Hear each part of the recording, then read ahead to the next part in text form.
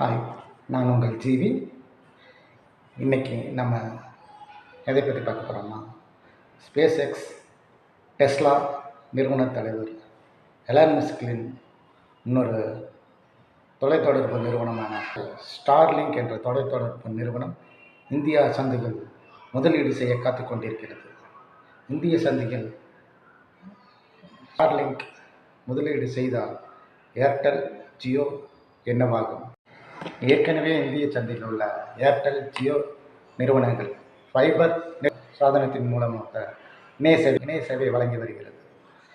ஆனால் இந்திய சந்தையில் நுழைய துடித்து கொண்டிருக்கும் எலான் மஸ்கின் ஸ்டார்லிங்க் நிறுவனம் தனது இணைய சேவையை நேரடியாக சேட்டலைட் மூலமாக வழங்கும்.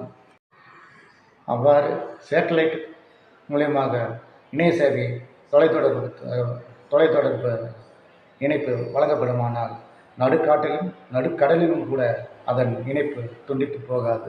ஸ்டார்லிங்க் இந்திய சந்தைகள் நுழையுமானால் இதனால் ஏர்டெல், ஜியோ அமைப்புகள் சேட்டலைட் மூலமாக இணைய சேவை வழங்க வேண்டிய கட்டாயத்திற்கு உள்ளாகும்.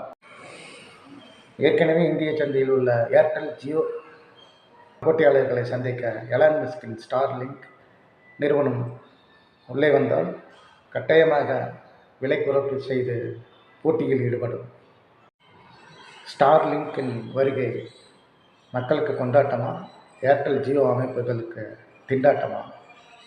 பொறுத்திருந்து பார்ப்போம். புதிதாக பதவியேற்றுள்ள ட்ரம்பின் ஆதரவாளர் எலான் மஸ்க் என்பது குறிப்பிடத்தக்கது.